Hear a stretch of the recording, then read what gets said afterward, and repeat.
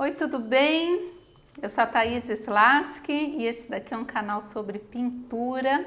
Hoje eu vou responder a pergunta da minha xará, a Thaís. Ela me escreveu lá no Instagram me perguntando como melhorar o traço, que ela acha o traço dela ruim, ela acha o traço dela torto e perguntou se tem alguma técnica que melhore o traço. Bom, Thaís, tem técnicas, né?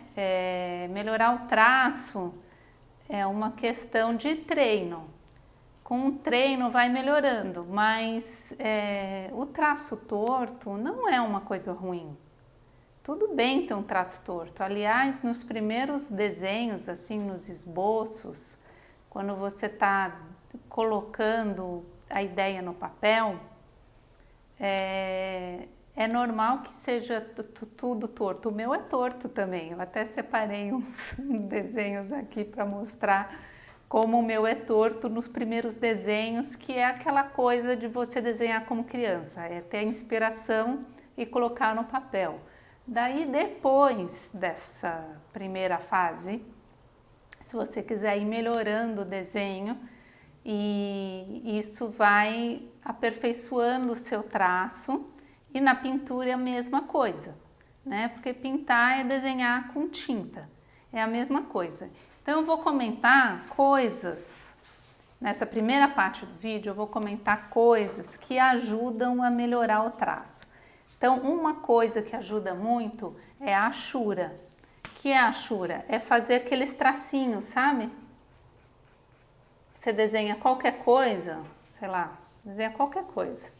Ó meu círculo tortíssimo, viu? Ó, não sai certinho. E depois fazer essa achura em qualquer direção, de qualquer jeito, que é sombrear e sombreando, fazendo esse desenho aqui, ou de um jeito, ó, costurando, ó. Isso também. Isso não só ajuda o seu traço, quanto ajuda no esfumato. Porque o esfumato, ele no fundo é fazer esse movimento com a tinta. Então ele vai te ajudar lá na frente, não só ter um traço mais retinho, quanto esfumar, né? Quando encontra uma cor na outra, esfumar e todas as camadas de luz e sombra. Esse exercício aqui ajuda muito. E isso dá para fazer, você não precisa sentar e especialmente fazer. Dependendo do seu trabalho, por exemplo, se você trabalha muito ao telefone e enquanto fala ao telefone consegue ficar rabiscando tudo que vê pela frente, pega tudo, revista, jornal, qualquer papel que tenha pela frente, e vai rabiscando, rabiscando, é um hábito. Rabiscar vira um hábito, isso melhora o desenho. Outra coisa, na pintura, quando pintar com suporte de braço, sabe? Eu falei dele, eu mostrei ele naquele vídeo que eu fiz, o autorretrato. Sempre que eu pinto com suporte de braço. O que vem a ser um suporte de braço? Essa madeira aqui, ó. Ela é uma madeira que ela é bem mais alta que eu acho que ela deve ter 1,90, mais ou menos, 1,80. E ela serve para apoiar meu braço quando eu pinto, ela dá firmeza. Eu não estou usando ela agora porque vai atrapalhar aí vocês para verem eu pintar, então deixei sem. Mas normalmente, como eu pintaria?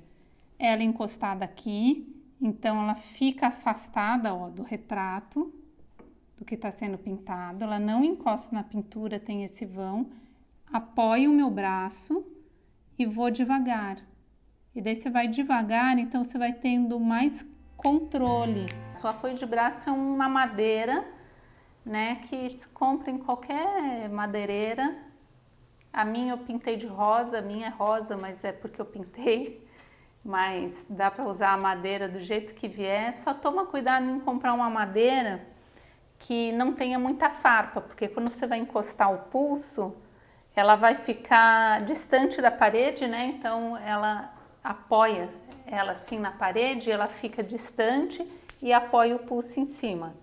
Esse apoio de braço, ele ajuda muito o traço. Eu sinto isso. Agora que eu tô gravando um curso fechado, né? Para dar aula online. Então, eu tô gravando, me gravando pintar, então toda hora que eu gravo sem o apoio, eu sou barbeira. O meu traço fica torto, eu faço faço barbeiragens. E estou acostumada a usar o apoio. E com o suporte, não. Com o suporte, o meu traço é mais reto. Eu tenho mais domínio.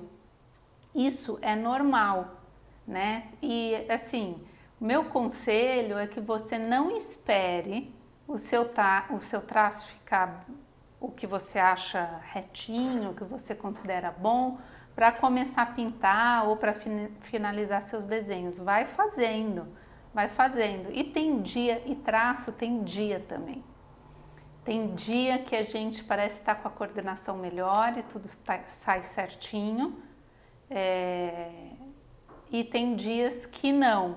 Mas o que eu reparo é que assim, os dias que estão mais tortos, o desenho está mais torto, é também os dias mais criativos. E eu separei aqui alguns desenhos, olha, para te mostrar, para vocês todos. Olha só, esse trabalho aqui, ó, isso daqui, esse rascunho tortíssimo, nem eu reconheceria, nem eu que fiz, reconheceria o que era isso. Eu vou pôr a aquarela que ele se tornou. Eu só sei que esse foi o primeiro porque eu guardei, né? Eu guardei junto lá na pastinha, eu pus junto e eu sei qual é a aquarela final. Então, essa coisa torta virou essa aquarelinha dos corações com os passarinhos. Mas o primeiro foi torto. E para mim funciona muito assim. Não só para mim, eu vejo como muitos outros artistas, arquitetos também. Sabe, tem aquela flor do Niemeyer, ela é bem famosa, né? Porque ela virou aquele museu, o museu no Niterói. Então aquela flor tinha um guardanapo, eu lembro de ter visto anos atrás, era um guardanapo, se não me engano, que ele desenhou e era torto. E depois se formou a obra, né? É claro que no escritório ele deve ter feito todo um desenho mais acadêmico, arquitetônico, para falar do que ele queria. Então, não só artistas, como os arquitetos, qualquer área que mexa com desenho, tudo bem ser torto, tudo bem. Olha esse outro aqui, ó, também separei, ó. Esse daqui foi o primeiro rascunho, todo torto, de uma aquarela que era Outono em Montevidéu, que é essa daqui, ó. Mas ela começou assim. E daí, depois dessa fase torta, eu passo o rascunho a limpo e daí eu desenho em cima. Ultimamente, antes eu desenhava em várias folhas sulfites. Mas ó, e você vê, isso daqui, ó, foi numa folha de caderno. Ela é pautada, tá vendo? Mas ultimamente eu trabalho já há algum tempo, já faz alguns anos que eu peguei o hábito de passar em cima do vegetal e vou repassando, faço esse primeiro rascunho, daí passo um vegetal em cima, daí vou desenhando em cima.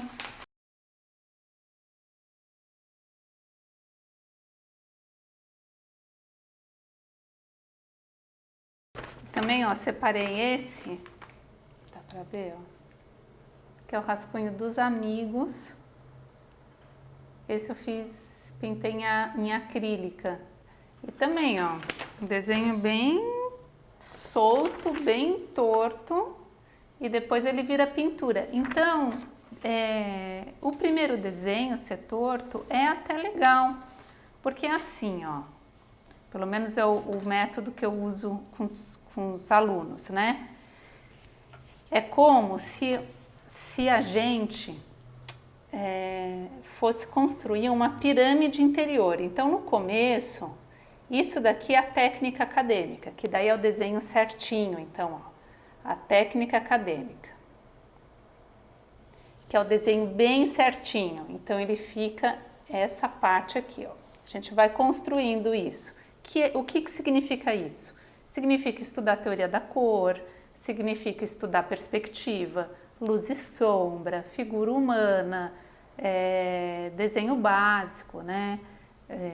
Tudo que envolve a escola de desenho, tudo que a gente não consegue aprender naturalmente, né?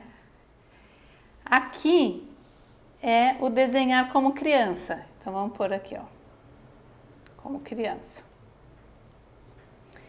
O que é esse desenhar com criança? É desenhar sem se preocupar com nada, igual esses desenhos que eu mostrei, ó, igual isso daqui, ó.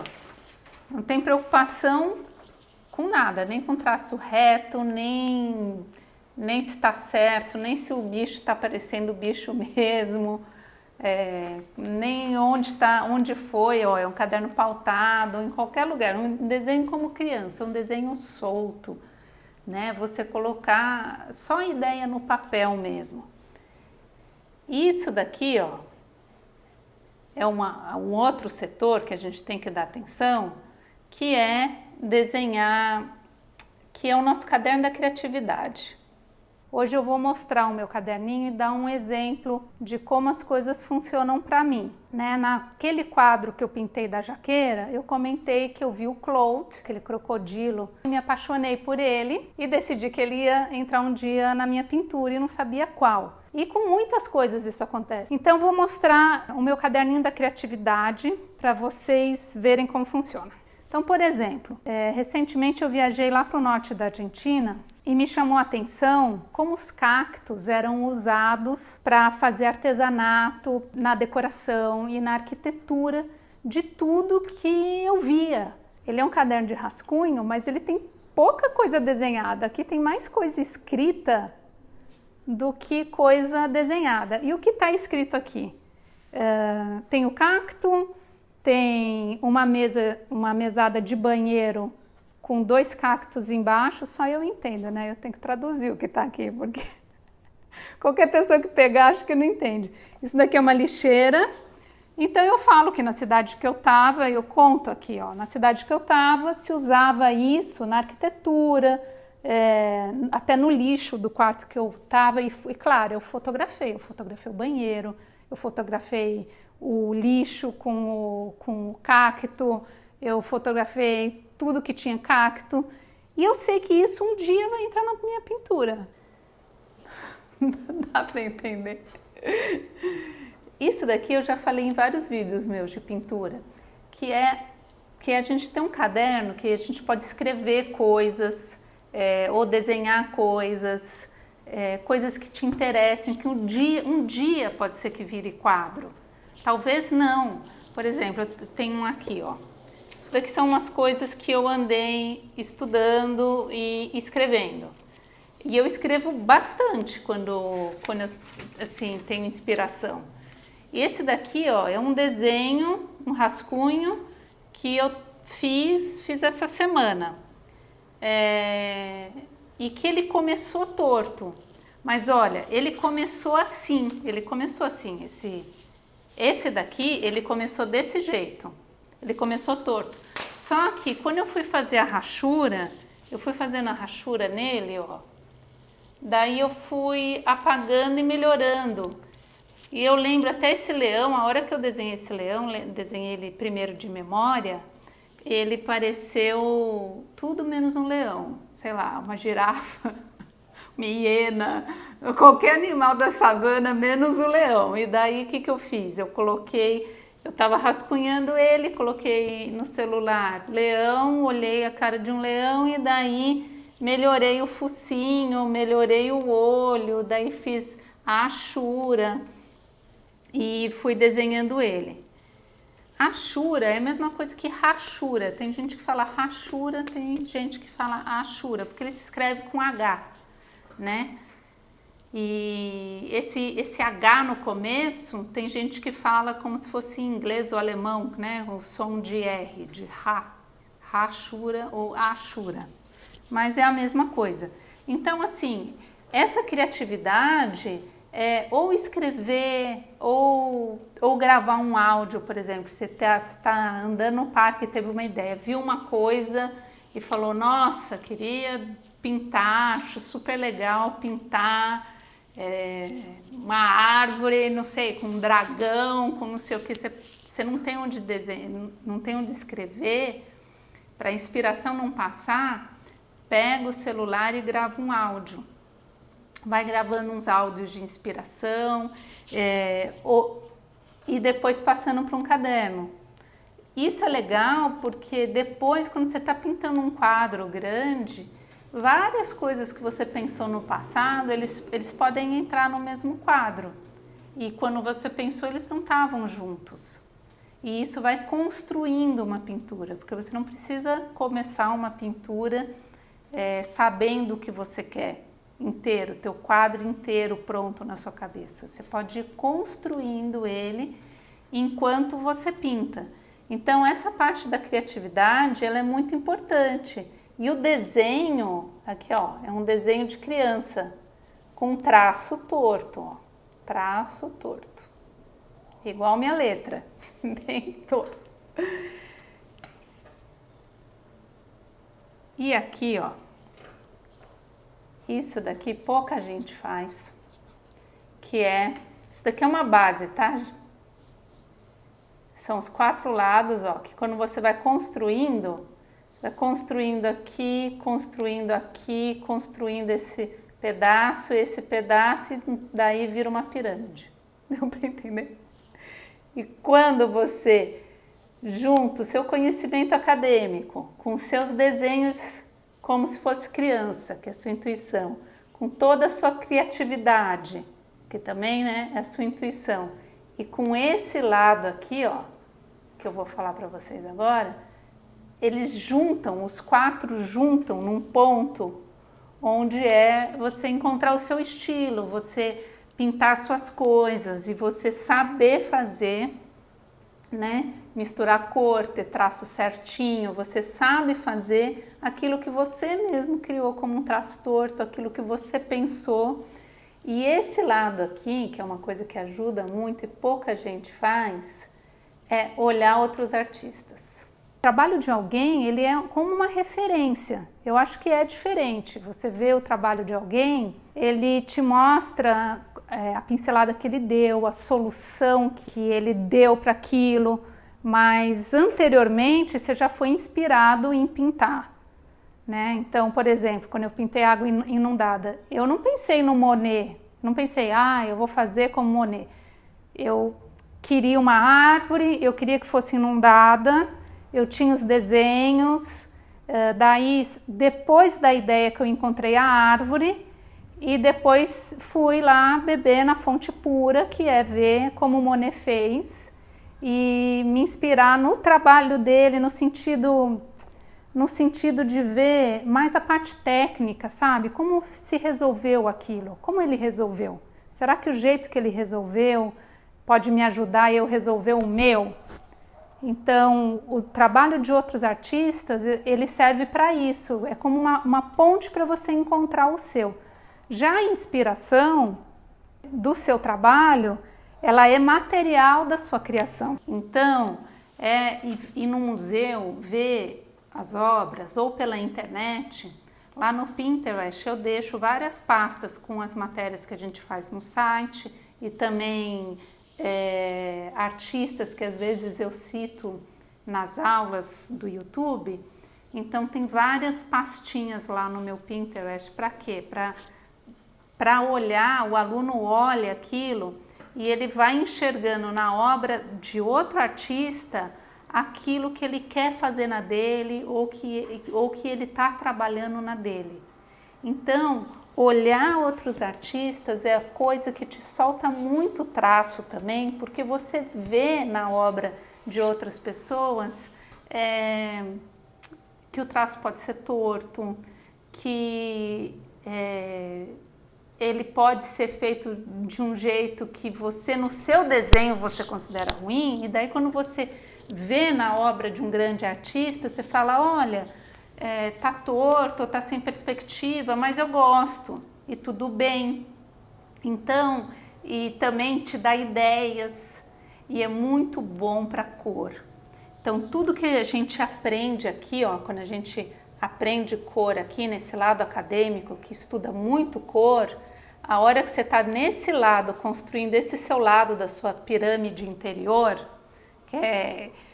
que ela vai crescendo, conforme você vai estudando, você vai construindo um lado. Então é tijolinho por tijolinho de cada lado até ela formar a pirâmide e luz. Você encontrou, você começa...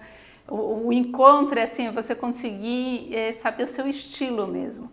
E daí você põe o traço torto ou o traço reto a hora que você quiser. Que é aquela história do Picasso, do Pablo Picasso, não sei se vocês conhecem, que é o Pablo, ele nasceu de um pai, ele tinha um pai que era um grande professor de pintura. Ele não era um pintor bem-sucedido, como o Pablo Picasso foi, né? Se tornou, mas ele era um ótimo professor de pintura e desde criança ele ensinou o Picasso a pintar de forma acadêmica. Então todo esse lado da pirâmide aqui, ó, ele tinha desde muito pequeno. E criança, ele não podia fazer isso, ó, desenhar como criança.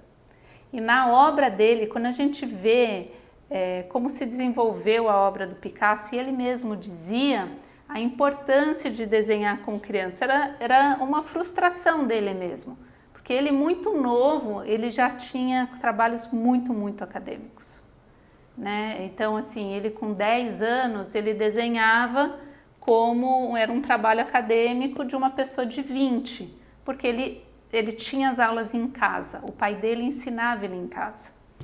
E ele não teve essa soltura de ter traço torto, de poder ter traço torto, de desenhar como criança. E na vida adulta foi tudo que ele buscou. Tanto que tem uma frase famosa dele que diz: estudei 4 anos para pintar como Rafael, mas levei a vida inteira para aprender a desenhar como uma criança. Até o cubismo, ele sai disso, ele nasce disso, desse desejo do Pablo Picasso de encontrar essa criança interior dele e dar o lápis na mão dessa criança e deixar essa criança desenhar solta. Mas ele sabia, ele muito cedo, ele já tinha essa área acadêmica aqui muito bem formada, então ele sabia, ele conhecia a cor, ele soube deformar. Que eu quero dizer assim, sem ter isso aqui, provavelmente ele não teria sido o artista que ele foi, é isso que eu quero dizer. Ele não conseguiria deformar a arte e ter dado o pincel na mão dessa criança tão livremente e ter feito tantas obras e ter sido... Ele era também muito disciplinado, né? Ele trabalhava com obstinação, o Picasso. Então, tudo bem, isso que eu quero dizer, sabe? Tudo bem, o traço é torto, você pode começar a pintar hoje mesmo, assim que terminar esse vídeo, e tudo certo. Às vezes, isso aconteceu comigo, a gente fica tão preocupado em ter um traço retinho e saber desenhar, que a gente perde isso daqui, né? A gente perde esse jeito de desenhar dessa forma, assim, ó, que é mais solta, mais igual criança, que é fazer isso, né? A gente perde. Eu perdi, teve um tempo que eu fiquei muito, quando eu comecei a estudar, eu fiquei muito voltada para o desenho de observação, desenho acadêmico, as linhas retas, a perspectiva. Então, quando você vai para a escola estudar, tudo tem que estar na perspectiva. Então, eu demorei um tempo para tipo, vê que não está na perspectiva, não está em perspectiva, mas tudo bem. Então, por exemplo, a árvore inundada que eu pintei, várias flores dela não estão em perspectiva. E eu vi isso antes de pintar, mas decidi que tudo bem, tá torto, tá lá torto, né? Eu sei que o traço, assim, a menininha que eu fiz, ela não é tão realista quanto aquela série dos caipiras, mas ela é realista, então o traço está certinho, mas não é só o traço, né, que faz o traço torto, que faz um desenho errado. É também fora de perspectiva essas coisas. E eu acabei com o tempo me permitindo mais. E isso fez com que eu encontrasse meu estilo, porque antes e pintasse as minhas próprias coisas, porque antes eu não conseguia sair, eu sentia assim uma angústia. E eu acho que aquela angústia toda que eu sentia de querer desenhar algo e não conseguir, ela existia pela minha preocupação de não errar, do traço, de não poder fazer um traço torto. Então, por isso que eu queria bater muito nessa tecla, assim, de você você pode fazer mais rachura e melhorar com as achuras o seu desenho, também usar o apoio de braço, mas não se preocupe com isso, porque isso pode te prender e te fazer mal, como fez para mim. E daí eu demorei bastante tempo para me libertar e me soltar e as coisas começarem a fluir. E, né, ver a história do Pablo Picasso é isso, para ele também. Ele, no fundo, mesmo desenhando tão bem, muito criança, ganhando prêmios e aquela coisa toda certinha, retinha, perfeita que o pai dele ensinou, e depois, e mesmo assim ele sentia um vazio, né? E ele foi se encontrar num traço bem torto, num desenho de criança, uma coisa dele e muito inovadora também. E eu lembrei de outra coisa que ajuda o traço na pintura. Quando a gente pinta aquarela e corta vários papéis, isso daqui era um papel grande A3 que eu cortei porque eu precisava de um quadrado para pintar uma coisa. Então isso daqui é sobra. Todas as sobras eu guardo. Eu não uso só para aquarela, como eu uso para tinta acrílica, como uso também para óleo. E para que serve essa sobra? Pode ser sobra, às vezes é uma tirinha, sabe? Uma tirinha de papel, até papel sulfite serve. Se você tem resto de papel, guarda assim numa caixa, que isso vai servir. Serve para quê? Quando a gente está pintando, antes de ir para a pintura oficial, para a prancha que você está pintando, testa no papel e até dá uma olhada no traço. Então, uma coisa que eu lembrei de falar é sobre a posição do braço quando a gente está pintando. Então, olha, esse pincel, que é aquele liner, né? Não sei como fala em português. Ó, a gente tem que hidratar bem. Por que hidratar? Porque aqui em cima ainda tem pelo do pincel, então até aqui tem que estar molhado para a água ir descendo. É a água que vai fazer o seu traço certinho. Isso em aquarela ou tinta acrílica, né? Então, por exemplo, aqui, ó, eu peguei um pouquinho de tinta acrílica só pra gente ver. Aquarela é a mesma coisa. E óleo é a mesma coisa, só que não é com água, né? É com o óleo mesmo, o médio. Então, ó, a posição do pincel, se a gente estiver pintando, tá pintando lá o oficial. Você pega um rascunho e treina o traço com a posição do pincel. O que que é importante? O importante é o pincel ficar em pé. Quando ele tá em pé, ó, esse é um traço em pé, ele fica fininho. Se você deita o pincel, ele vai ficando torto. Ó, tô fazendo, olha a diferença.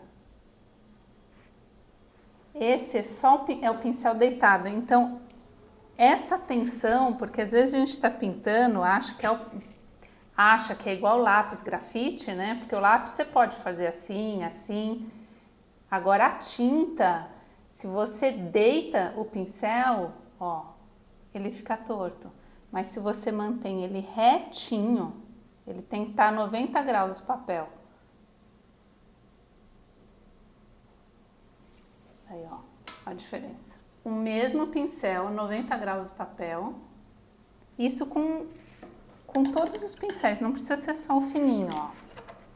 Peguei esse que ele é mais gordinho. Então, vou hidratar. Esse é até um que eu uso para óleo. Ó, peguei um pouco de tinta. Então, ó, mesma coisa. Se ele tá num ângulo de 90 graus, ó, ele em pé, ele tem que ficar em pé. Se você tá pintando assim, que é óleo, né? Óleo a gente pinta assim no cavalete.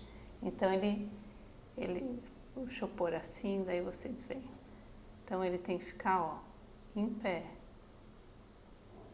Outra coisa que ajuda, essa é uma dica boa, é respiração. Então, respira. Segura o ar. Ó, olha a diferença, é o mesmo pincel, ó. Se deita, ele fica mais torto, ó, se eu deito a mão. Vai ver a diferença? Então, isso também é uma dicasinha. E outra coisa importante de traço torto. Depende também, eu já falei, né, de quando às vezes a gente está com traço torto, mas é porque a gente está mais distraído. Então, ele é um dia que a gente está numa energia assim mais distraída, e ele até ajuda na criatividade, porque você está mais desconectado, não está tão concentrado, então a criatividade flui mais. Mas, às vezes, não é esse relaxamento que faz com que o traço esteja torto, às vezes é ansiedade. Então, se você notar em você mesmo que está ansioso ou com medo de pintar, antes de ir para o oficial, para a prancha, faz nos papelzinhos a achura, esses exercícios. Eu, quando chego no ateliê e tenho que pintar alguma coisa muito delicada, que precisa de muita concentração, eu nunca começo por aquilo. Sei lá, naquele dia eu vou pintar um rosto, então vou pintar a área dos olhos. A hora que eu chego, eu não coloco a paleta e vou direto na área dos olhos. Eu dou um fundo em alguma pintura que eu vou fazer depois, ou faço isso, ou faço achura, que é igual um esporte, quando a gente tem que fazer um alongamento antes de fazer o esporte, é a mesma coisa, pintura é a mesma coisa, você tem que fazer o seu alongamento antes de pegar o pincel, porque isso ajuda o traço ficar mais retinho.